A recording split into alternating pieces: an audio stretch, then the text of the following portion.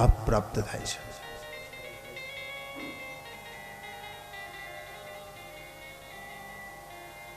શ્રીમદ ભાગવતજી સાક્ષાત ઠાકોરજી છે. જેમ ભગવતી ભાગીરથી ગંગા ગંગોત્રી ઉપરથી પ્રવાહિત થતી કરુણા વહાવતી વહાવતી આપણા સુધી પહોંચી, એમ કથા પણ ગંગા છે. ઘણા એવા લોકો હશે કે જે ગંગા મૈયા સુધી પહોંચી ન શક્યા હોય, એને માટે ગંગાજી એની પાસે આવી, સામેથી આવી. જો ભાઈ કે બધાયનું સામર્થ્ય ન હોય, બધાયનું સામર્થ્ય ન હોય કે ગંગાજી પાસે પહોંચી શકે, તો ભગવતી ગંગા સામેથી આવી. એમ ભગવાનની જે આ કથા છે, આ કથારૂપી ગંગા છે, એ પણ મારીને તમારે સામે આવી મને તમને આગ્રહ કરે છે કે આવો મારો સંગ કરો, મારા સંગમાં બેસો, મારી સાથે બેસો અને મને સમજો, મને સમજો. કથાને વાંચવી, કથાને સમજવી, એમાં અંતર. વાંચીએ તો હોવું જાય, વાંચતા બધાયને આવડે.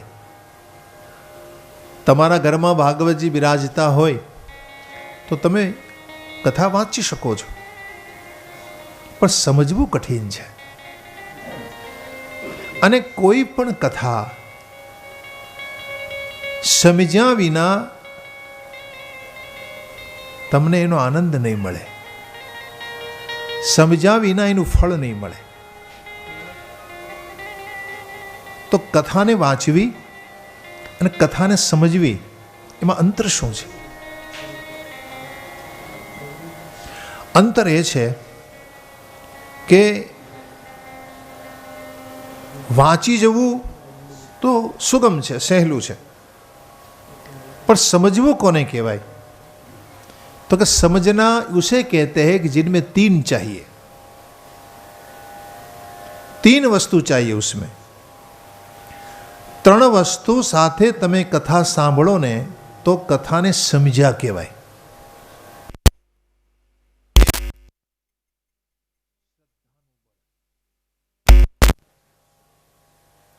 जो भाई अहींया आप कथा माटे केटलो बधो परिश्रम करीने आव्या, केटलो बधो पुरुषार्थ करीने आव्या. आज कथा ने तमे परबतभाई कथा राखी तेनो विडियो रेकॉर्डिंग सांभળી शक्या होत? न सांभળી શકો? एक कथा थई गई कहेवाय, नो कहेवाय? एक केसेट चढ़ावीने तमे सामे बेसी जाओ अने आरामथी तमारा दीवान खंडमां बेठा बेठा आम एसी चालतुं होय, माथे पंखा चालता होय, ठंडी हवा आवती होय અને તમે કથા સાંભળી શકો છો. એ સાંભળી ન કહેવાય? શું માનો છો તમે? કથાઓના રેકોર્ડિંગ મળે છે, યુટ્યુબ ઉપર તમને કથા મળશે, પણ છતાં પણ મારે તમારે કથા શું કામ બેસાડવી પડે છે? કારણ શું છે? તમારા ઘરમાં તમે જે કથા સાંભળો છો એ આરામથી સાંભળો છો, એમાં तपस्या नहीं. जे श्रवण तमे करता हो एमां तपस्या जरूरी वस्तु है, तप होवुं जोईए. तप विनानुं श्रवण तमने फल न आपे. तमारा टीवी में तमे कथा श्रवण करता हो तो मन थाय तो आडे फड़के पड्या,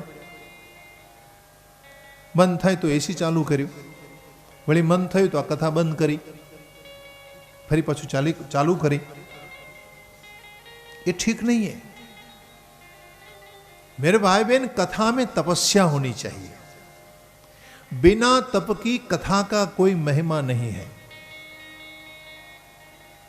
अहिया सुधी आव्या तमे, तमारी तपस्या शुरू थई. ट्रेन में मुसाफरी करीने आव्या, अहिया पधार्या, गंगा स्नान कर्युं, पोथीजी पधार्या અને હવે આટલો પરિશ્રમ કરીને અહીંયા આવ્યા પછી અહીંયા બેસીને તમે કથા સાંભળવાના છો, આ તમારી તપસ્યા છે. શ્રવણમાં જો તપસ્યા હોય તો જ તમને શ્રવણ ફલદાયી બને છે.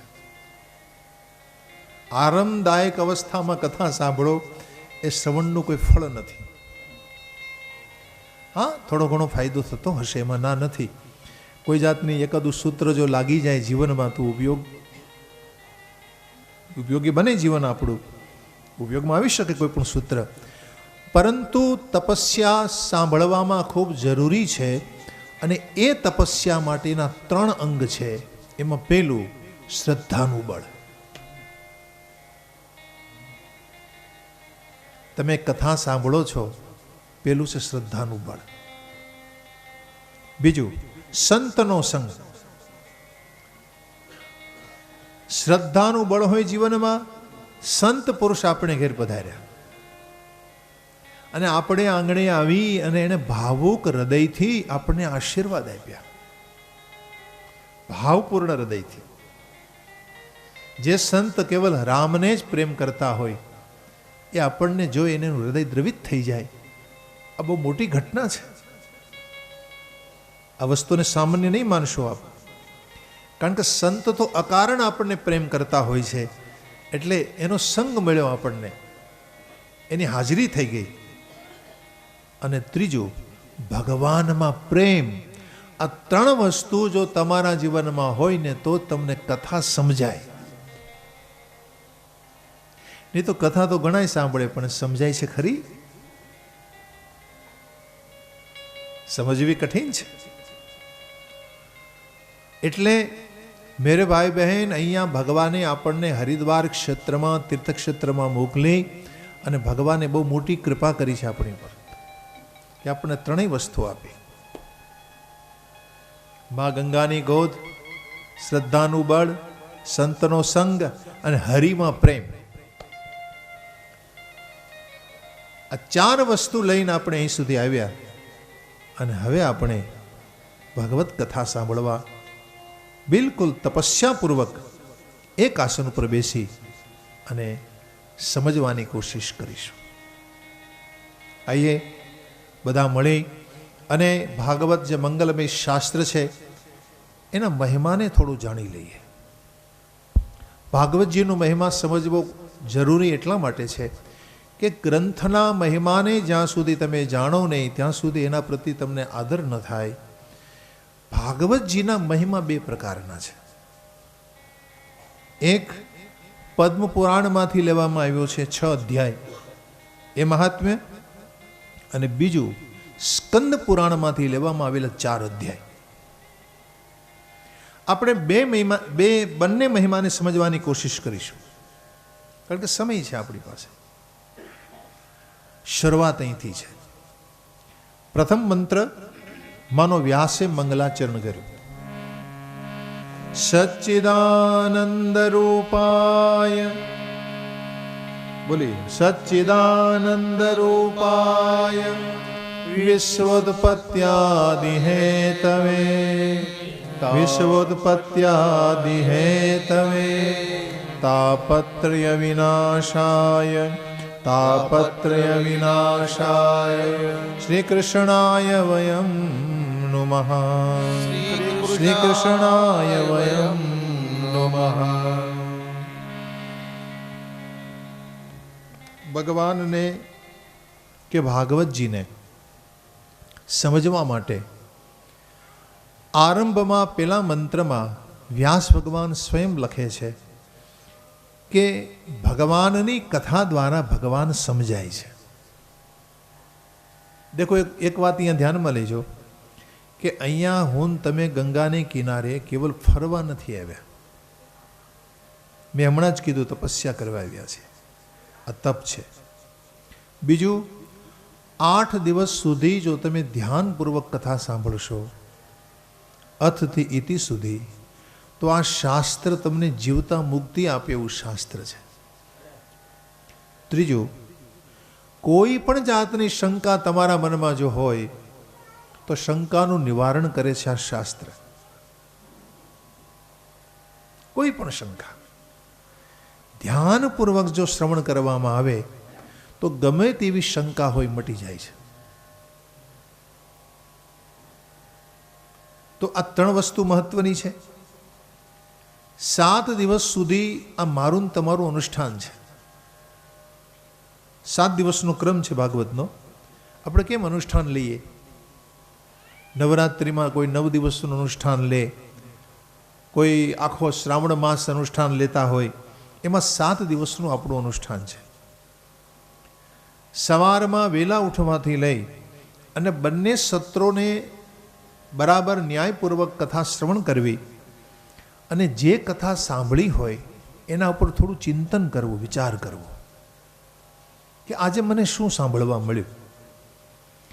ભલે તમને યાદ ન રહે પણ યાદ રાખવાની કોશિશ કરવી, યાદ કરવાની કોશિશ કરવી.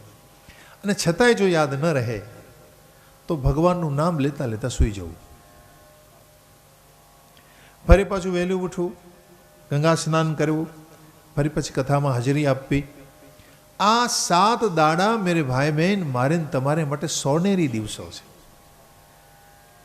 જીવનમાં વારે વારે આવા દિવસો આવી શકતા નથી. ભગવાનની મહતી કૃપા હોય જ્યારે જીવ ઉપર, ત્યારે આ સુલભ સંજોગ પ્રાપ્ત થાય છે. દેખો, પ્રભુની કૃપાથી હું તમે અહીં સુધી આવ્યા છીએ અને પ્રભુની કૃપાથી જ આપનું કાર્ય સંપન્ન થશે. તો ભગવાનનો પરિચય પ્રાપ્ત કરવા માટે આપણને ભગવાને 7 દાડાનો અવસર આપ્યો છે કે થોડા એના સ્વરૂપને ઓળખીએ.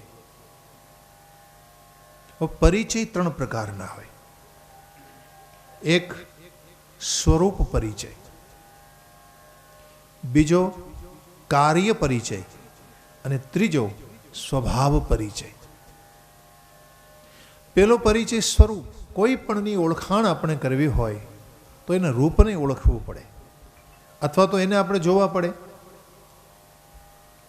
એને જોયા પછી આપણે એની ઓળખાણ કરી શકીએ. તો વ્યાસ ભગવાન માનો ભગવાનને પૂછે છે કે હે હરિ, મારે તમને જોવા છે, તમે કેવા છો, તમારું રૂપ કેવું છે, મારે તમને નિહાળવા છે. એટલે માનો ભગવાને જ એને કહ્યું કે ભાઈ હું સચ્ચિદાનંદ રૂપ છું. હરિનું રૂપ કેવું? સચ્ચિદાનંદ રૂપાય. અહીંથી શરૂઆત કરી. સચ્ચિદાનંદ રૂપાય. સત, ચિત્ત અને આનંદ સ્વરૂપ છે. હવે કોઈ તમને પૂછે કે ભાઈ પરમાત્માનું જેમ આપણને કેમ સ્વરૂપ આપ્યું ભગવાને? શરીર આપ્યું, આંખો આપી, કાન આપ્યા, નાક આપ્યું, હાથ આપ્યા, પગ આપ્યા. આ આખું શરીર છે એ આપણું સ્વરૂપ છે. તો હરિનું સ્વરૂપ શું? તો કે હરિનું સ્વરૂપ 3 પ્રકારનું હોય. એક સતરૂપ, બીજું ચિદરૂપ અને ત્રીજું આનંદરૂપ. હવે સવાલ એ થાય, સતરૂપ કોને કહેવાય? સત એટલે શું? તો બહુ સીધી ભાષામાં કહું તો જે નિત્ય હોય, કાયમ હોય એને સત કહેવાય. કાયમ રહે એવું હોય, આનું નામ સત. હવે તમે વિચાર કરો, કાયમ શું રહે છે? શરીર કાયમ રહે છે? નહીં. આ મકાન મિલકત કાયમ રહે છે? નહીં. સંપદા કાયમ રહે છે? નહીં. આ દેખાતો સંસાર નશ્વર છે, કાયમ રહે છે? નહીં. આ જગતમાં કાયમ શું રહે છે? તો કે તમારી આત્મા. તમારી આત્મા. આત્મા સિવાય આ જગતમાં કોઈ વસ્તુ કાયમ રહેતી નથી. કારણ કે આત્મા, ભગવાન કહે છે ગીતામાં, આત્મા મરતો નથી, અગ્નિ બાળી શકતો નથી, સૂર્ય એને સૂકવી શકતો નથી, વાયુ સૂકવી શકે નહીં, પવન જળ એને પલાળી શકે નહીં. તો ભગવાને ગીતામાં આવું કહ્યું છે કે આત્મ તત્વ અજર અમર છે, કાયમ રહે છે. તો આત્મા એ ઈશ્વરનું સ્વરૂપ છે, સત સ્વરૂપ છે. આત્મા રૂપે ભગવાન કાયમ રહે છે, યાને કે એનો ક્યાંય અભાવ નથી. જો ભાઈ ભાવ માત્રથી રહ્યા હોય એને ભગવાન કહેવાય. ભાવ માત્રથી રહ્યા હોય, જેનો ક્યાંય અભાવ ન હોય. હું તમને એમ કહું કે ભાઈ મારે ભગવાનને જોવા છે, ભગવાન ક્યાં છે? ક્યાં છે ભગવાન? મંદિરમાં છે. મંદિરમાં છે તો આપણી ભાવ દ્રષ્ટિ છે, ભાવથી મંદિરમાં છે, પણ તત્વ દ્રષ્ટિથી તમારા મારા હૃદયમાં બેઠા છે. અહીંયા જેટલા હોલમાં બેઠા છે એ બધાના હૃદયમાં એક જ આત્મા છે. બોલો, એ કોણ છે? એ ઈશ્વરનું સત સ્વરૂપ છે. હવે આનો અર્થ એ થયો કે ભગવાન તમારાથી જરાય દૂર નથી, તમારા હૃદયરૂપી ગુફામાં બેઠા છે. ક્યાં શોધવાના છે? બહાર. ક્યાં જડે? તો કે બહાર નહીં જડે, અંદર જડે છે. સતરૂપ છે, નિત્ય છે, કાયમ છે. હવે એનું બીજું સ્વરૂપ ચિદરૂપ. ચિદરૂપ એટલે શું? ચિદ એટલે જ્ઞાન. જ્ઞાનથી સમજાય છે, જ્ઞાનથી ઓળખાય છે. એને ઓળખવા માટે થોડું જ્ઞાન જોઈએ ભાઈ. શાસ્ત્ર જ્ઞાન જોઈએ, કોઈ ગુરુ દ્વારા મળેલું જ્ઞાન જોઈએ. અને એ જ્ઞાન દળ થાય ને એટલે અંદર બેઠેલો હોય એની ઓળખાણ થાય. જ્ઞાન હોય એટલે અંદર જે બિરાજ્યો છે એને તમે ઓળખી શકો છો. જો સત અને ચિદ આ બે વસ્તુ કેવી છે? સત જો ન હોય તો ચિદ જડ થઈ જાય, અને ચિદ ન હોય, સત વગરનું ચિદ શાશ્વત નથી, અને ચિદ વગરનું સત જડ કહેવાય. જો ભગવાન કાયમ રહે એવો ન હોય તો જ્ઞાનની કોઈ જરૂર નથી, જ્ઞાન જડ છે. અને જ્ઞાનની સાથે સત હોવું જરૂરી છે. જો જ્ઞાન સાથે સત ન હોય તો જ્ઞાન શાશ્વત નહીં રહે, કારણ કે સત શાશ્વત છે, કાયમ છે. તો સત આત્મા, ચિદ જ્ઞાન. તો જ્ઞાન સ્વરૂપે તમે ઈશ્વરની ઓળખાણ કરી શકો છો. જો જ્ઞાનથી કોઈ પણ વસ્તુનું જ્ઞાન તમને હોય ને તો કોઈ તમને મિસગાઈડ નહીં કરે, ખોટે માર્ગે નહીં લઈ જાય, ખોટા ટ્રેક ઉપર નહીં લઈ જાય. લઈ જશે, પણ તમે ભણેલા જ નહીં હોય ને જ્ઞાન તમને ન હોય તો તમે છેતરાઈ જશો, ખોટે માર્ગે જશો, ખોટે રસ્તે જતા રહેશો. એટલે ઈશ્વરનો પથ જેણે પકડ્યો છે એને સમજવા માટે જ્ઞાન જરૂરી છે. એના જ્ઞાન કોણ છે? જ્ઞાન સ્વયં ભગવાન છે. ભગવાન જ્ઞાન ગમ્ય છે, ચિદ સ્વરૂપ છે. હવે ત્રીજું આનંદ. ભગવાનનું ત્રીજું સ્વરૂપ આનંદ છે. જો ચિદ પણ તમારા બુદ્ધિમાં છે, સત પણ હૃદયમાં બેઠું છે, અને આનંદ ક્યાં છે? તો કે આનંદ પણ હૃદયમાં છે. હવે સવાલ એ થાય તમને કે સત, ચિત અને આનંદ રૂપે ભગવાન હૃદયમાં છે, છતાં એ આનંદનો અનુભવ કેમ થતો નથી? તો ઈશ્વરનો જે આનંદ છે, આનંદ બે પ્રકારના હોય. એક લૌકિક આનંદ, એક અલૌકિક આનંદ. લૌકિક આનંદ કયો? તો કે સંસારનું સુખ જે મને તમને પ્રાપ્ત થાય છે એ લૌકિક આનંદ છે. ઘરમાં રહેવું, ઘર બનાવવું, મોટરમાં હરવું ફરવું, આનંદપૂર્વક બધાની સાથે રહેવું, વ્યવહારિક જીવન જીવવું, વ્યવહારમાં રહેવું, એમાં તમને મને આનંદ મળે છે. આ આનંદ ઉત્પન્ન થાય છે, નાશ પામે છે. એ આનંદનું કોઈ મૂલ્ય નથી, ક્ષણિક આનંદ છે. પણ સાચો આનંદ છે ને એ નથી ઉત્પન્ન થતો, નથી નાશ પામતો. એ ક્યાં છે?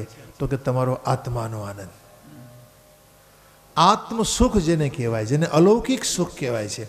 અને આ સુખ મળ્યા પછી એ સુખ કોઈ દી મટતું નથી. આ સુખ એવું છે જેને દ્વંદ્વાતીત સુખ કહેવાય. હર્ષ હોય, શોક હોય, સુખ હોય, દુઃખ હોય, લાભ થાય, ગેરલાભ થાય, છતાંય તમારો આત્માનો આનંદ કોઈ દી મરતો નથી કે મટતો નથી. એને અલૌકિક આનંદ કહેવાય. પણ મળે ક્યારે? એ ક્યારે મળે? તો કે સાધના કરવાથી, વ્રત કરવાથી, જપ કરવાથી, ઉપાસના કરવાથી, સંત સભા સેવવાથી, કથા સાંભળવાથી આ આનંદની પ્રાપ્તિ થાય છે. સાધન કર્યા વિના એ હૃદયમાં રહેલો આનંદ પ્રગટ થતો નથી. તમારે કંઈક ને કંઈક સાધન કરવું જ પડે. તો આ સત, ચિત્ત અને આનંદ સ્વરૂપે મારા તમારા હૃદયમાં ભગવાન બેઠા છે. આ સત આનંદ સ્વરૂપ, ચિદ આનંદ સ્વરૂપ એ ઈશ્વરનું રૂપ છે, આ પરમાત્માનું સ્વરૂપ છે. એને ગોસ્વામીજી માનસમાં લખે ચિદાનંદમય દેહ તુમારે. માનસમાં ગોસ્વામીજી લખે છે ચિદાનંદમય દેહ તુમારી, ચિદાનંદમય દેહ તુમારી, વિગત વિકાર જાન અધિકારી, વિગત વિકાર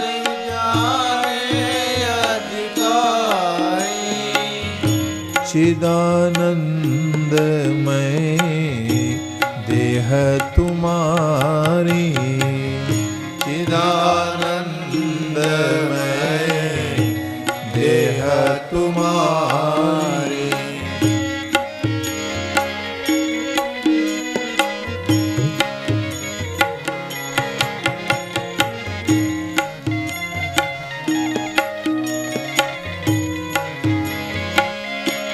तुम्हारी कृपा तुम्हि रघुनंदन, तुम्हारी कृपा तुम्हि रघुनंदन, जानहि भगत भगत मूरचंदन, जानहि भगत भगत मूरचंदन, चिदानंदमय देह तुम्हारी, चिदानंदमय देह तुम्हारी, चिदानंदमय देह तुम्हारी, चिदानंदमय देह तुम्हारी. तो रामचरित मानसમાં ભગવાનના રૂપ વિશે કહ્યું કે ચિદાનંદમય દેહ તુમારે.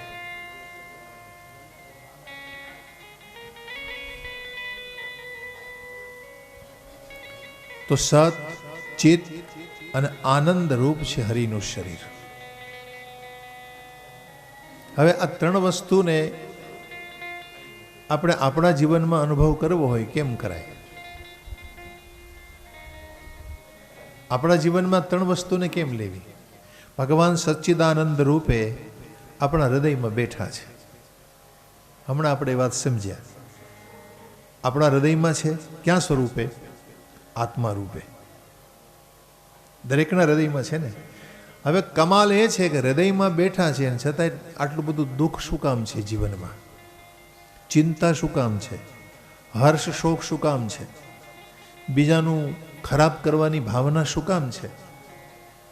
શું કામ નિંદા કરવાનું મન થાય છે બીજાની? કારણ શું છે?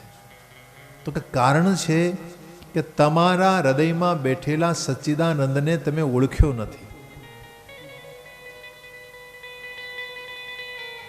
એ ઓળખાઈ જાય ને એટલે બધા જ દ્વંદ, તમારા સુખ દુઃખ હાનિ લાભ હર્ષ શોક બધા મટી જાય. ઓળખવાની રીત કઈ ખરી?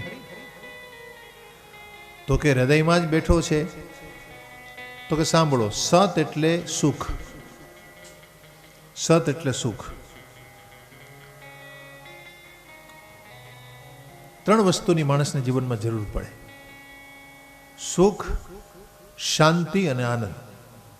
ત્રણ જોઈએ ને માણસને જીવનમાં. શું જોઈએ? ત્રણ વસ્તુ જોઈએ. શાંતિ જોઈએ, સુખ જોઈએ અને આનંદ જોઈએ. હવે તમે કોઈ દી કલ્પના કરી કે ભાઈ મારે સુખ જોઈએ છે અને તમને ગમે એટલું સુખ મળ્યું હોય, બહારી સુખ, પણ કેટલા દિવસનો આનંદ આવશે? એ આનંદ કેટલા દિવસ રહેશે? કોઈનો વર્ષ, કોઈનો 2 વર્ષ, કોઈનો 5 વર્ષ. કોઈ વસ્તુ તમને મળી જાય તો વસ્તુ મળ્યા પછી આનંદ લાંબો સમય ટકશે નહીં.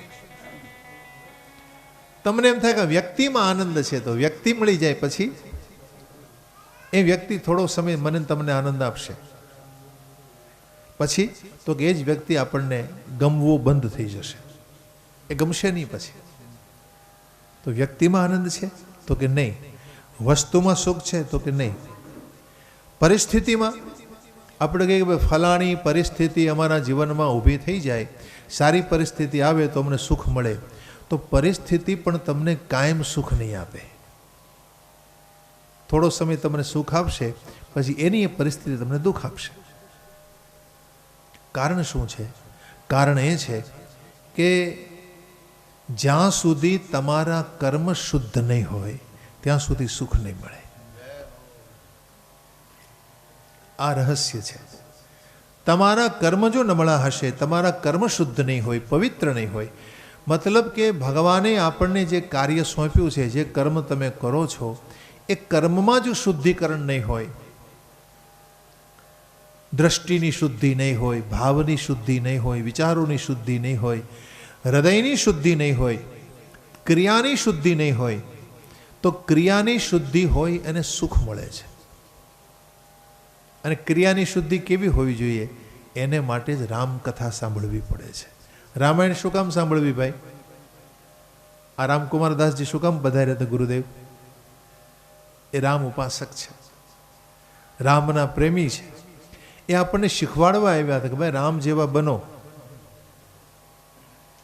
એ શીખવી ગયા આપણને. સંતનો આશીર્વાદ મળે ને એનો અર્થ કે રામ જેવા બનો, રામ જેવી ક્રિયા કરો, રામ જેવા પવિત્ર બનો, રામ જેવા શુદ્ધ બનો. રામ જેવી ક્રિયા જો તમારી હોય તો તમને સુખ મળે છે. બોલો, હવે આપણે વિચારી લેવાનું કે આપણામાં રામ કેટલો છે, એ આપણે વિચારવાનું. રામ જેવો ભાવ છે, રામ જેવી પવિત્રતા છે, આપણા માવતર પ્રત્યે આપણામાં રામ જેવો પ્રેમ છે. રામજી એના ભાઈ માટે ત્યાગ્યું, આવો ત્યાગ છે જીવનમાં? રામ ભગવાને જે કર્તવ્યનિષ્ઠા આપણને નિભાવી, કે એક મનુષ્ય તરીકેનું કર્તવ્ય કેવું હોવું જોઈએ, એ રામે આપણને શીખવ્યું. ભાઈને માટે ત્યાગવું જોઈએ, મા બાપની આજ્ઞાનું પાલન કરવું જોઈએ, આ રામે શીખવ્યું. બોલે આપણામાં છે? તો જો એ હોય તો તમારા સુખને કોઈ છીનવી નહીં શકે. અને તમે ખરેખર રામ જેવું જીવન જીવતા હો તો તમને સાચું સુખ મળે. રામાયણ સાંભળવાનો હેતુ જ એ છે મેરે ભાઈ બહેન. શા માટે રામકથા સાંભળવી? તો કે રામ જેવા બનવા માટે. આપણામાં રામ જેવા ગુણ નિર્માણ થાય એટલે તમને સુખ આવ્યા વિના રહે નહીં, સુખને કોઈ અટકાવી ન શકે. બીજું, શાંતિ. શાંતિ ક્યારે જોઈએ ભાઈ? શાંતિ ક્યારે મળે તમને? આજે તમે જો, આજે જેને જોવો ને બધા અશાંત છે. કોઈના મનને શાંતિ નથી, કોઈના વિચારો શાંત નથી, કોઈનું શરીર શાંત નથી, કોઈ વ્યગ્ર છે, કોઈ ઉગ્ર છે, કોઈ આમ ભાગે, કોઈ આમ ભાગે. તમે જો સંસારમાં બધા દોડા દોડી જ કર્યા કરે છે, કોઈને શાંતિ નથી. શું કામ નથી? શાંતિ તો તમારું સ્વરૂપ છે. ખરેખર તો શાંતિ તમને મળવી જોઈએ ને. શાંતિ તમારું સ્વરૂપ છે, અને છતાં પણ જો તમને શાંતિ ન મળતી હોય તો કારણ શું છે? સુખના તમે ધામ છો, સુખ તમને મળવું જોઈએ. શાંતિના સાગર છો. જો ભાઈ આ બધું અંદર જ પડેલું છે, સુખ પણ અંદર છે, શાંતિ પણ અંદર છે. આપણે તો એવું છે, બજારમાંથી મળતી હોત ને શાંતિ તો ખરીદી લેવાત. બજારમાંથી મળતી હોત કે ભાઈ દુકાને જઈને લાવો ને ભાઈ 20 મણ શાંતિ આપો. બજારમાં મળતી નથી. 50 મણ સુખ આપો, મળે છે? સુખ મળતું નથી. અથવા તો 100 કિલો આનંદ આપો.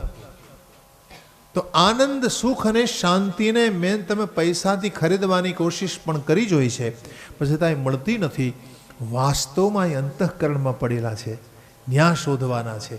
તો મેં હમણાં આપને કહ્યું કે રામ જેવી પવિત્રતા જો જીવનમાં આણો તો સુખી થાવ. શાંતિ કેમ મળે? તો કે જેના વિચારો પવિત્ર હોય એને શાંતિ મળે. જો આ સૂત્ર ગોખી રાખજો, જેના વિચાર બગડ્યા છે ને એને કોઈથી શાંતિ નહીં મળે. ગંદા વિચાર માણસ કરતો હોય, જેનું મન ગંદુ હોય, એને જીવનમાં ક્યારેય શાંતિ નહીં મળે. એ અશાંત અવસ્થામાં ભટક્યા કરશે, એની વૃત્તિઓ પણ ભટક્યા કરશે આ સંસારમાં. એટલે તમારા વિચારો જો પવિત્ર હોય તો તમને જીવનમાં સાચી શાંતિ મળે છે. વિચાર પવિત્ર રાખવા શું કરવું? શા માટે આપણા વિચારો ગંદા હોય છે? તમે એના ઉપર ધ્યાન કેન્દ્રિત કરો છો. એટલે માની લો કે તમારા મનમાં કોઈ ગંદા વિચારો આવ્યા, તો શા માટે એના ઉપર ધ્યાન જવા દીધું? ધ્યાન જવા જ નહીં દેવાનું. ગંદા વિચાર મનમાં આવે કોઈ પણ પ્રકારના, તો એના ઉપર તમે ધ્યાન જવા દો, એટલે મન વધારે વિચારો કરવા લાગે એના વિશે. ધ્યાન ત્યાંથી હટાવો અને ભગવાનમાં ધ્યાન લગાવો. હરિનામ જપ કરો, કોઈ ભજન ગાઓ, ચોપાઈનું ગાન કરો, ભાગવતના શ્લોકોનું ગાન કરો, તો તમારા વિચારો ત્યાંથી હટી જશે. વિચારો જેના પવિત્ર હોય એને શાંતિ મળે. મેરે ભાઈ બહેન, વિચારોને પવિત્ર કરવા માટે સત્સંગ છે. સત્સંગ શું કામ કરી છે આપણે? રોજ સવારે સત્સંગ કરો, સાંજના સત્સંગ કરો, કોઈ સંતો મળે ત્યારે સત્સંગ કરો, કે જેથી આપણા વિચારો ગંદા ન બને. તો વિચારોની પવિત્રતા જેના જીવનમાં છે એને શાંતિ મળે છે. આ સૂત્ર યાદ રાખજો. ત્રીજું, તમે સ્વયં આનંદ છો, પણ આનંદ કેમ મળતો નથી? તો કયું આનંદ મળતો નથી એનું કારણ છે વૈરાગ્ય નથી જીવનમાં. રાગ દ્વેષ બહુ ભર્યા છે. રાગ અને દ્વેષ. જો ભાઈ રાગ દ્વેષ એટલા બધા હૃદયમાં ભર્યા છે કે બીજા પ્રત્યે રાગ છે અને યા તો દ્વેષ છે. આ રાગ દ્વેષને કારણે આનંદ તમને નહીં મળે. જો આ રાગ દ્વેષ છે ને, મહાન મહાન લોકોને છોડતો નથી. હો, કોઈના પ્રત્યે દ્વેષ રાખવો, કોઈના પ્રત્યે રાગ રાખવો, તો આ મહાન મહાન લોકો છે ને એની મતિને રાગ દ્વેષ બગાડે છે. રાગ દ્વેષ કોને કહેવાય એ મારી વ્યાસગાદીની સમજ પ્રમાણે હું આપને બતાવું. રાગ દ્વેષ એટલે શું? કોઈ પણ વસ્તુ, વ્યક્તિ કે કોઈ વિષય આપણી સામે આવે, આપણને એમ લાગે કે આ સ્વીકારવા જેવું નથી, આ વિષય ગંદો છે, વિચાર ગંદો છે, વસ્તુ ગંદી છે, એને સ્વીકારાય નહીં, અને છતાંય તમે એને સ્વીકારી લો, તમે એને છોડી ન શકો, એને રાગ કહેવાય. કેમ? માની લો તમને બીડીનું વ્યસન છે, તમાકુનું વ્યસન છે, બરાબર? હવે આવું વ્યસન છે, તમને ખબર છે કે મારું શરીર બગડવાનું છે, મારા પૈસા વેડફાય છે, મારા મુખમાં દુર્ગંધ આવે છે, બધાની વચ્ચે હું બેસી શકતો નથી, મારે દૂર ભાગતું રહેવું પડે છે. તો આવું બધું દુર્વ્યસન હોવા છતાંય તમે એને છોડી નથી શકતા, એને રાગ કહેવાય. જે વસ્તુ છોડી દેવા જેવી હોય એને છોડી દેવાય, એને ત્યાગી દેવાય. તમે ત્યાગી ન શકો, એને રાગ કહેવાય. દ્વેષ કોને કહેવાય? સ્વીકારવા જેવા જે હોય. માની લો કે માણસ બહુ સારો છે, ચાલો એને સ્વીકારો, એને માન આપો, સન્માન આપો, વસ્તુ બહુ સારી છે એને સ્વીકારી લો, વ્યક્તિ પણ બહુ સારી છે એને સ્વીકારો, પણ તમારા અભિમાનને કારણે તમે એને સ્વીકારી ન શકો, એને દ્વેષ કહેવાય. આ બે વસ્તુમાં જ મારીને તમારી જિંદગી પૂરી થઈ જાય છે. રાગ અને દ્વેષ. બસ રાગ દ્વેષમાં તમે અટવાયા કરો છો. રાગ દ્વેષથી બચવું હોય તો તમારે વૈરાગ્યની ભાવના હૃદયમાં રાખવી પડે છે. વૈરાગ્ય રાખો હૃદયમાં. યાને છોડો, બધું જતું કરવાની ભાવના રાખો જીવનમાં, તો જ તમે આમાંથી બચી શકશો, અને તો તમને હૃદયનો સાચો આનંદ મળશે. કારણ કે તમે પોતે જ આનંદ છો. આનંદ કંઈ બહાર થોડો છે, તમારા પોતાના હૃદયમાં જ બેઠો છે. જો રામ જ સુખ છે, રામ જ શાંતિ છે, અને રામ જ આનંદ છે. એ રામ ક્યાં છે? તમારા હૃદયમાં. ગોસ્વામીજી બોલ્યા છે, જો આનંદ સિંધુ સુખ રાશી, જો આનંદ સિંધુ સુખ રાશી, શિકરતે ત્રૈલોક સુપાસી, શિકરતે ત્રૈલોક સુપાસી, सो सुख धाम राम असनामा, सो सुख धाम राम असनामा, अखिल लोक दायक विश्रामा, अखिल लोक दायक विश्रामा, जो आनंद सिंधु सुख राशि, जो आनंद सिंधु सुख राशि। હું મારી કથામાં ઘણી વાર કહું, રામ ચાર છે, ચાર રામ છે. पहला राम दशरथ का बेटा, दूसरा राम घट में बैठा. घट में कौन है? तमे तो घड़ा बनावो छो, कौन से घट में? है घड़ा बनावतो એને ખબર હોય ને ઘડામાં શું હોય? એક જ આકાશ હોય, એક જ આત્મા છે. દરેક ઘડામાં એક જ આત્મા બિરાજ્યો છે.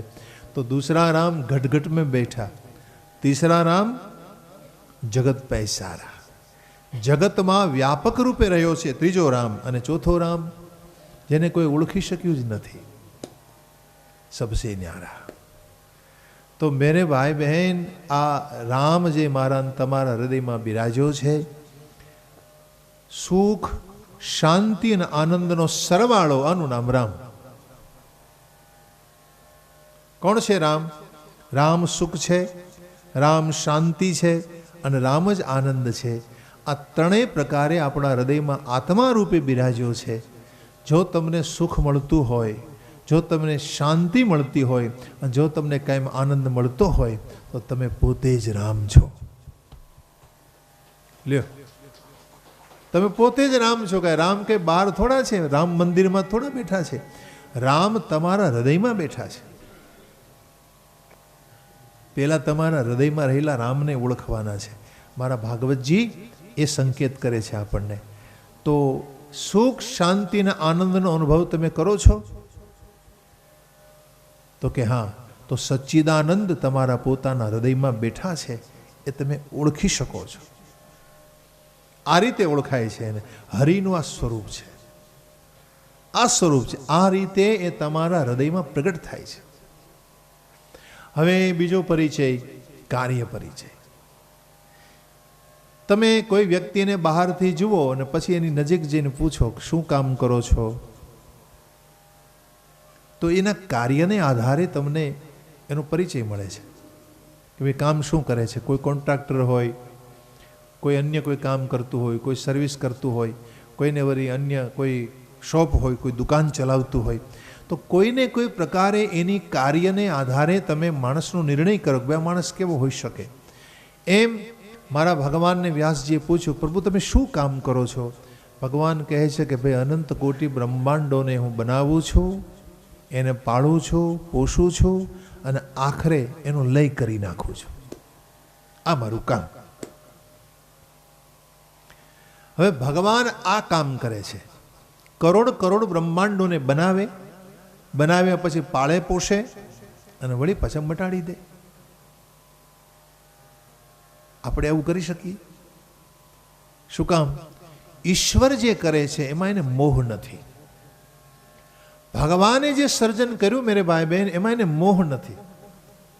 અને મોહ ન હોય ને એ બનાવ્યા પછી એને તોડી નાખે, કારણ કે એને મોહ નથી. કેમ? તો કે તમે પેલા નાના બાળકોને જોયા હશે, નદી કિનારે રમતા હોય તો રેતીમાંથી ઘર બનાવે, રમકડા બનાવે, આખો દિવસ રમે ને સાંજે પછી તોડીને ઘેર જતા રહે. કારણ કે એને એ રમકડું એને બનાવ્યું એમાં મોહ નથી. મનુષ્યનું સર્જન હોય છે, માની લો કે તમે હું કંઈ બનાવીએ ને એમાં આપણને મોહ થાય છે, એમાં આપણને મમતા થાય છે, મમત્વ થઈ જાય છે. અને મમત્વને કારણે મને તમને સુખ દુઃખનો અનુભવ થાય છે. ભગવાનને મોહ નથી એટલે સર્જન કરે, પાલન કરે અને આખરે તોડી નાખે છે. આપણને મોહ બાંધે છે એટલે બનાવ્યા પછી કદાચ તૂટી જાય તો આપણી આંખમાં આંસુ આવે છે. આપણી કાર્યશૈલી અને ભગવાનની કાર્યશૈલીમાં આટલું અંતર છે. ભગવાને આપણને એમ કીધું કે દેખો ભાઈ આ જગત મેં બનાવ્યું છે અને હું તોડી નાખવાનો. એમ મેં તમને આ સંસારમાં નિમિત્ત બનાવીને મોકલ્યા છે. તમે મારા રમકડા છો. શું કહ્યું હરિએ? રાખના રમકડા મારા રામે રમતા રાખ્યા રે. રાખના રમકડા. ભગવાને આપણને રમકડા બનાવીને મૂક્યા છે. રમકડા બનાવ્યા ને હું તોડી નાખીશ. આ હરિનું કાર્ય છે. આવું અલૌકિક કાર્ય ભગવાન કરે છે. અને ત્રીજું, સ્વભાવ પરિચય. પરમાત્માનો સ્વભાવ કેવો છે? તો કે તાપત્રય વિનાશાય. તાપત્રય, ત્રણેય પ્રકારના તાપનો નાશ કરે છે.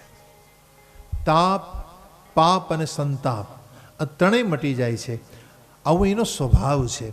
એટલે કે હરિના સ્વભાવનો પરિચય એક વખત તમને થઈ જાય, તમારા તાપ મટી જાય, પાપ મટી જાય, સંતાપ મટી જાય છે. પણ એનો સ્વભાવનો પરિચય આપણને થવો જોઈએ. કેવો સ્વભાવ છે? એટલે ગોસ્વામીજી માનસમાં લખે છે. કેવો સ્વભાવ છે?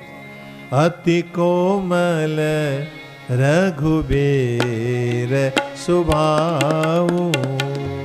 અતિ કોમલ રઘુબીર સ્વભાવ. ચોપાઈ તમે ગાઈ શકો રે. અતિ કોમલ રઘુબીર સ્વભાવ. અતિ કોમલ રઘુબીર સ્વભાવ. અતિ કોમલ રઘુબીર સ્વભાવ. અતિ કોમલ રઘુબીર સ્વભાવ.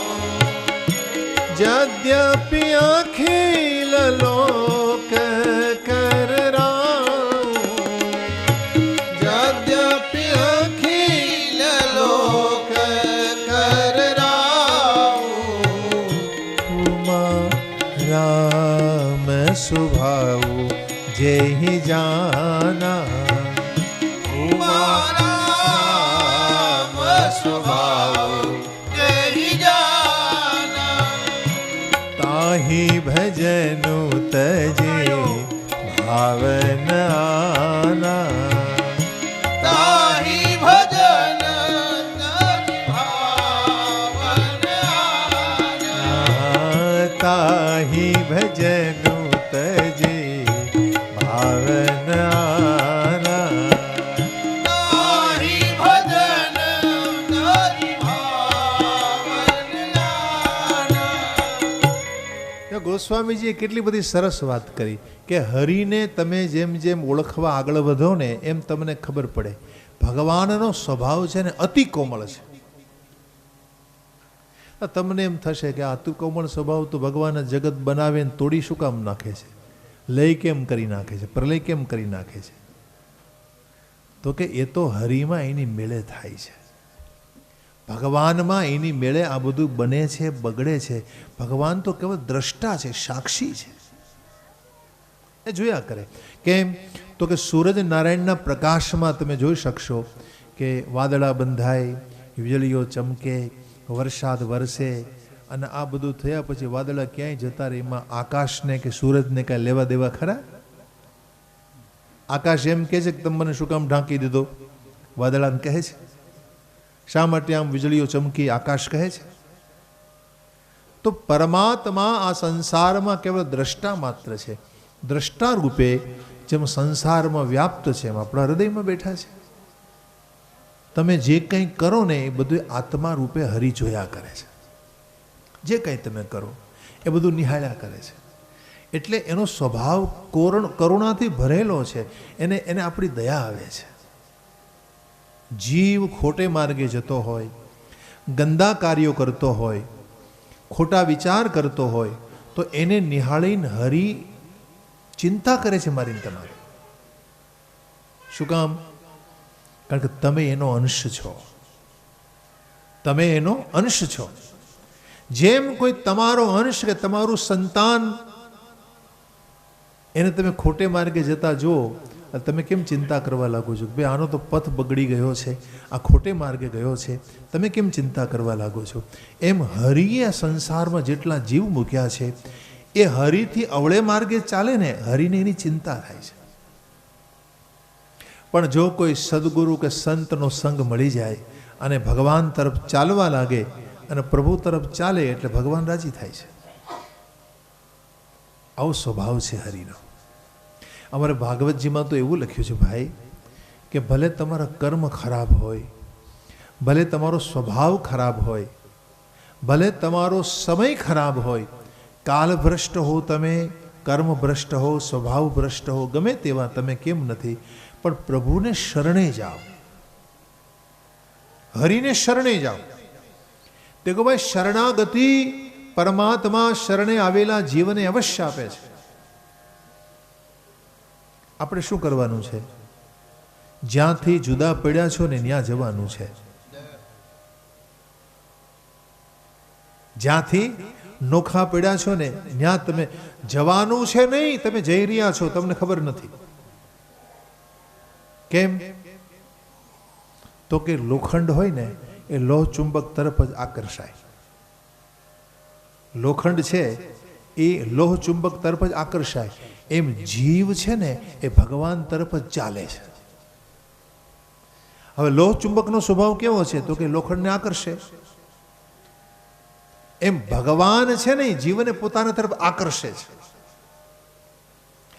ભગવાન જીવને પોતાના તરફ આકર્ષે અને પોતાના તરફ બોલાવે. આને કહેવાય પ્રારબ્ધ. આને કહેવાય પ્રારબ્ધ. અને જીવ ભગવાન તરફ જાતો હોય અને જવાની કોશિશ કરતો હોય એને કહેવાય પુરુષાર્થ. વાત સમજાય? એને કહેવાય સાચી મહેનત, એને કહેવાય સાચો પુરુષાર્થ. તમે પુરુષાર્થ કરો ને ભાઈ, ખરો પુરુષાર્થ આ છે. બાકી તો સંસારિક પદાર્થોને પ્રાપ્ત કરવા માટે તમે જે કરો છો એ તો તમારા ભાગ્ય પ્રમાણે, તમારા કર્માનુસાર તમને મળ્યા વગર નહીં રહે. પરંતુ ખરો પુરુષાર્થ છે કે જીવની ગતિ ભગવાન તરફ હોવી જોઈએ. તો પરમાત્મા તરફ તમે આગળ વધવાની કોશિશ કરો છો, ભગવાન તમારો સ્વીકાર કરશે. ભગવાનને તમારી ચિંતા છે. ઈશ્વરના સ્વભાવને એક વખત જાણી લીધો જેણે, એનો પ્રમાદ જતો રહે, એની આળસ જતી રહે, એની ખોટી દુષ્પ્રવૃત્તિઓ હોય એ મટવા લાગે એટલે એના જીવનમાં પાપ તાપ સંતાપ બધા મટી જાય. એટલે આવો સ્વભાવ છે પ્રભુનો. એટલે કોને શરણે જવું જોઈએ? હરિને શરણે જવું જોઈએ, પરમાત્માને શરણે. અને આવા હરિ એ જ અમારા શ્રી કૃષ્ણ છે. શ્રી કૃષ્ણાય વયમ નમઃ, શ્રી કૃષ્ણાય વયમ નમઃ. એ શ્રી કૃષ્ણને અમે પ્રણામ કરીએ છીએ. શ્રી એટલે શ્રીમદ અને કૃષ્ણ, જે લક્ષ્મી સહિત રાધા સહિત શ્રી કૃષ્ણ છે એને હું પ્રણામ કરું છું. વયમ કહ્યું, વયમ એટલે બહુ વચન આપ્યું. અમે એને પ્રણામ કરીએ છીએ, નમસ્કાર કરીએ છીએ. જો આ મંત્રનો આ ભાવ છે તો કહેવાનો ભાવ એ છે મેરે ભાઈ બહેન કે 3 પ્રકારે પરમાત્માનો અહીં પરિચય અપાયો. 3 પ્રકારે. એક, હરિનું રૂપ કેવું છે એ બતાવ્યું. બીજું, હરિનું કાર્ય કેવું છે એ. અને ત્રીજું, એનો સ્વભાવ કેવો છે એ કહ્યું. 3 પ્રકારે એની ઓળખાણ કર્યા પછી આપણને કહ્યું હવે એના શરણે જઈને એને પ્રણામ કરો, પ્રણામ કરો, એને વંદન કરો. દેખો, ભગવાનને શરણે તમે જાઓ એટલે 2 વસ્તુ લઈને જવી પડે છે. એક સુમન અને બીજું નમન. એક તમારે લઈ જવું પડે સુમન અને બીજું લઈ જવું પડે નમન. હવે સુમન એટલે શું? તો કે પુષ્પ. સુમન એટલે ફૂલ, સુમન એટલે પુષ્પ. હવે માની લો તમારી મારી પાસે સુમન ન હોય તો કે સુંદર મન તો છે ને. તમારી પાસે ફૂલ ન હોય તો સારું મન છે? ભગવાન કે મને આપી દો. પ્રભુ કહે કે મારે તમારા સુંદર મનની જરૂર છે, મારે તમારા સુમનની જરૂર છે. તો સુમન તમે મને આપો, તમારું સુંદર મન આપો, અને પછી મને નમન કરો. જે માણસ પોતાનું મન ભગવાનને આપી દે એ નમન થઈ જાય છે. મન દઈ દીધું, મન આપ્યું ને હરિને, મન આપ્યું એટલે ન મન જો સુમન દેતા હૈ હरि को वो न मन हो गया. આને નમન કહેવાય. તમે ખાલી હાથ જોડીને માથું નમાવીને આવી જાવ ને એ નમન નથી. लेकिन पहले अपने मन को दे दो, भगवान मन ले लेता है, आप ऑटोमेटिक તમે अपने आप नमन हो गए. તો હરિ તમારું મન લઈ લે છે, એને ખરું નમન કહેવાય છે. તો શ્રી કૃષ્ણાય વયમ નમઃ, આવા અમે હરિને પ્રણામ કરીએ છીએ, વંદન કરીએ છીએ. તો આ હરિનો પરિચય આપ્યા પછી આગળના શ્લોકમાં કહે છે કે ભગવાનનો સાચો પરિચય આપણને કોણ કરાવે? કોણ? તો કે સુખદેવ જેવા સંત મળે તો આપણને પરિચય કરાવે. એટલે બીજા મંત્રમાં સુખદેવજીનું ધ્યાન બતાવ્યું. અદ્ભુત મંત્ર છે.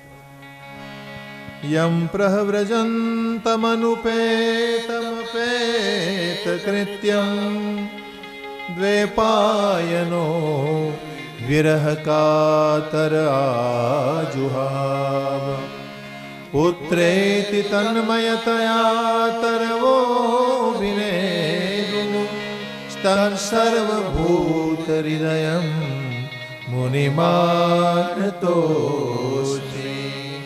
સ્તં સર્વભૂત હૃદયમ મુનિમાનતોસ્મિ.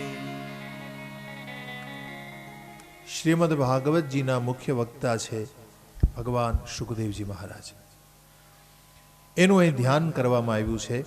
યમ પ્રવ્રજંતમ અનુપેત અપેત કૃત્યમ. કેવા છે સુખદેવજી?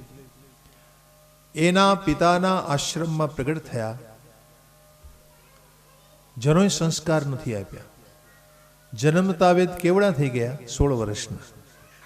કારણ કે 16 વર્ષ સુધી એની માતાના ઉદરમાં રહ્યા અને પ્રગટ થયા પછી એને ખબર જ નથી કે માતા કોણ છે, પિતા કોણ છે. કારણ કે સાંસારિક બંધનોથી મુક્ત છે. દેખો, અમુક અમુક જીવ હોય ને, મુક્ત જીવ હોય, જન્મતા વેદ મુક્ત હોય, જેને જીવન મુક્ત કહેવાય, એને સાંસારિક બંધનો લાગ્યા જ ન હોય. એટલે મહાત્મા સુખદેવજીને ખબર નથી કે મારા પિતા કોણ છે, મારી માતા કોણ છે. બીજે નંબરે જન્મ્યા એટલે પેલા ગર્ભનો પડદો પોતાના ખંભા ઉપર નાખી અને ચાલવા લાગ્યા. વ્યાસજીને દીકરાનો મોહ બહુ છે. વ્યાસ ભગવાને જોયું, કરે મારો દીકરો તો આશ્રમ છોડીને જઈ રહ્યો છે, એટલે પાછળ દોડ્યા. હે પુત્ર, ઉભા રહો, ઉભા રહો. સાંભળે કોણ?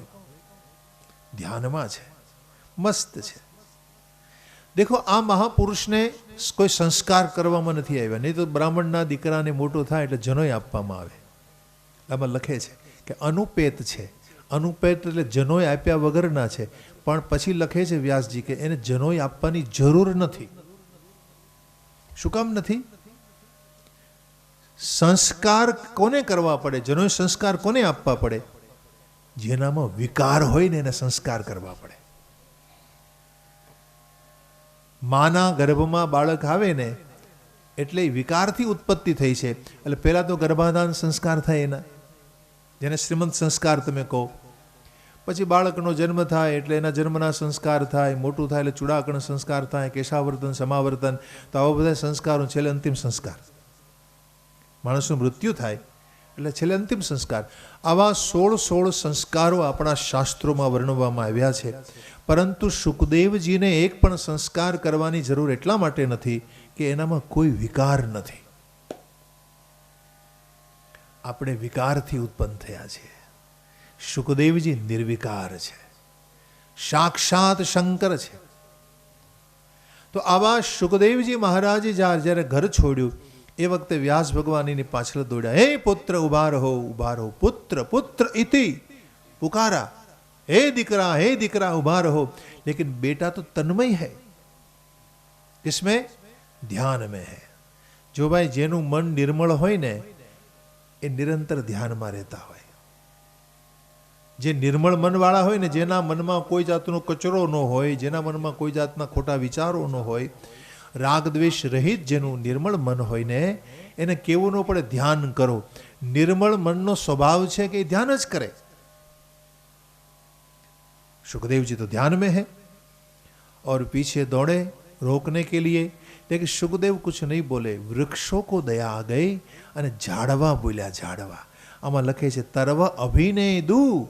વૃક્ષો બોલ્યા. શું બોલ્યા?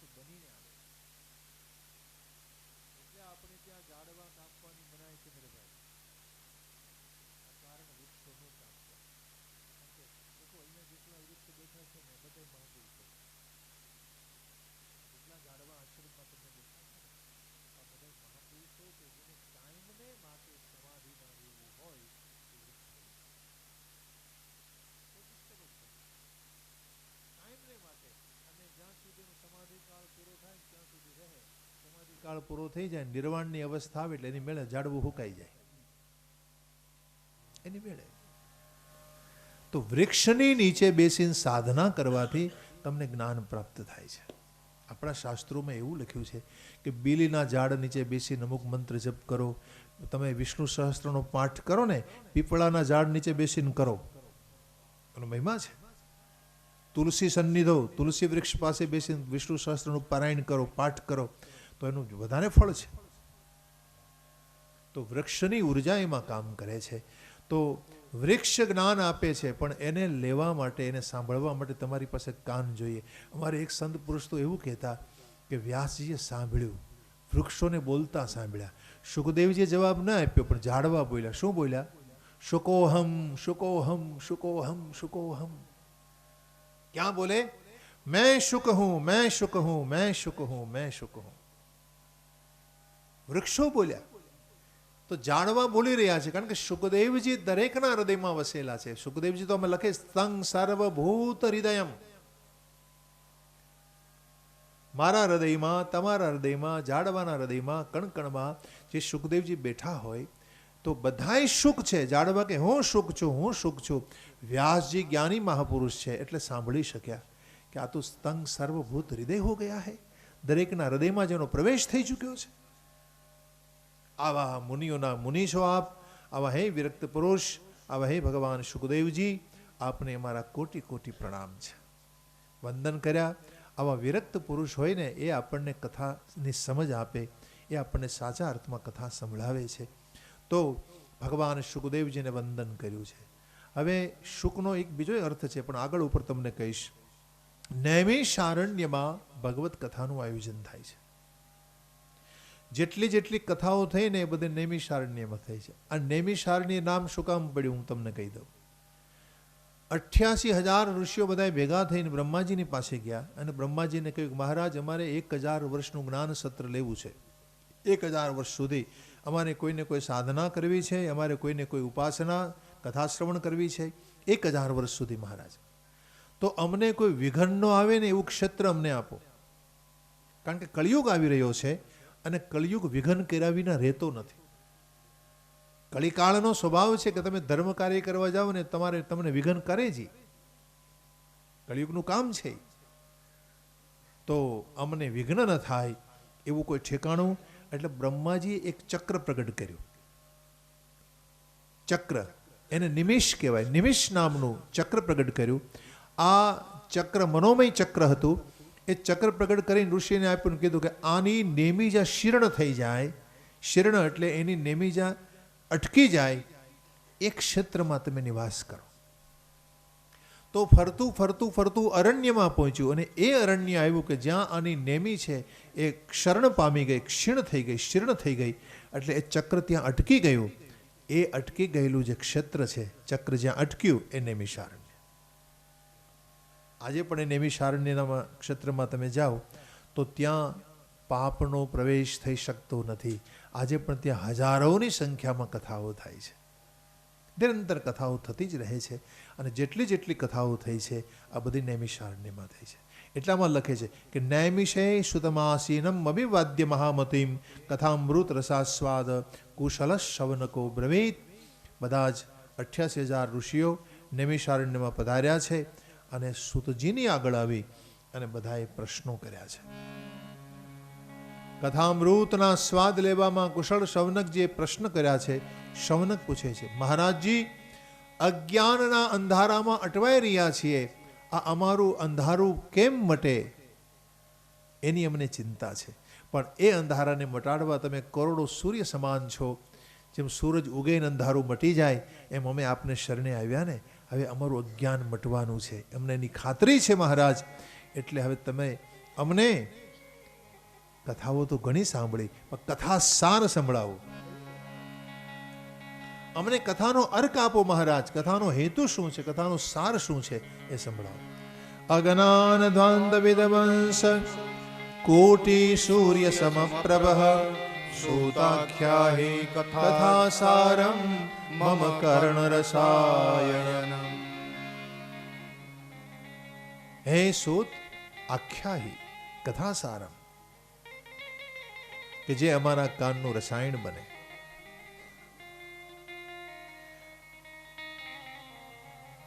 હવે 88,000ની સંખ્યામાં ઋષિઓ રોજ સવારમાં હવન કુંડમાં હવન કરે અને બપોર પછી આ બધી કથા સત્ર રાખ્યું હશે. 1000 વર્ષની કથા થઈ છે. આપણે તો હાથ દાડમ થાકી જઈએ છીએ. 1000 વર્ષનું કથા સત્ર. અને એના શરૂઆતમાં પ્રશ્નો પૂછાયા, મહારાજજી, અમારું ભક્તિ, જ્ઞાન, વૈરાગ્ય, વિવેક વધે, અમારું માયા મોહ મટે, એવી કથા અમને સંભળાવો.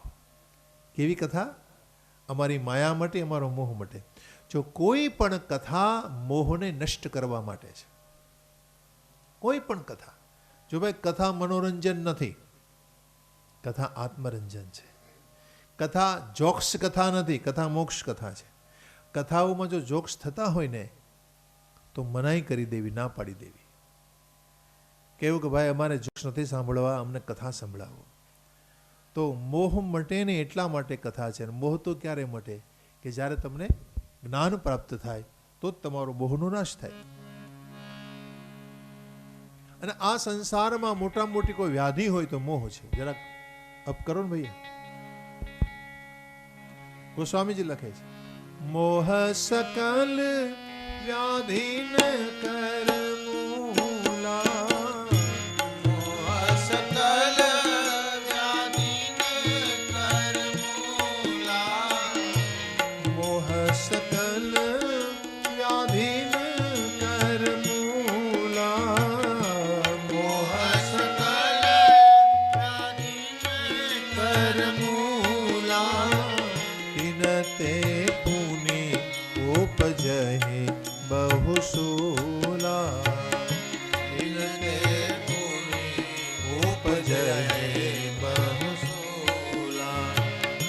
તિનતે પુને ઉપજહે બહુ શૂલા. તિનતે પુને ઉપજહે બહુ શૂલા. આ સંસારમાં જેટલી વ્યાધિઓ છે ને ભાઈ, એના મૂળમાં મોહ છે. આ મોહ મોટામાં મોટી વ્યાધિ છે. શું છે મોહ? મોહ કોને કહેવાય? તમે દીવો પેટાવો ને, દીવો એ પેટાવ્યો છે, પછી થોડોક સમય થાય ને એટલે દીવાની જ્યોત ધીમે ધીમે ઝાંખી પડવા લાગે. થોડો સમય થાય એટલે ઝાંખી શું કામ પડે? ઉપરનો ભાગ છે ને, કાર્બનનો ભાગ હોય ને, એ બળી જાય. એટલે જ્યોત ઝાંખી પડે થોડી, તમારે એને દૂર કરવું પડે, જ્યોત પછી અતિ પ્રજ્વલિત થઈ જાય. એમ તમારા હૃદયમાં આત્મજ્યોતિ પ્રગટે છે. જેમ તમે દીવો કેમ પેટાવ્યો એમ એક જ્યોત અહીંયા બળે છે ને, જ્યોત છે ને અહીંયા. આ જ્યોત અંદર બળે છે ને, એના પ્રકાશનો બેને કારણે લય થાય છે. બેને કારણે, બે વસ્તુને કારણે.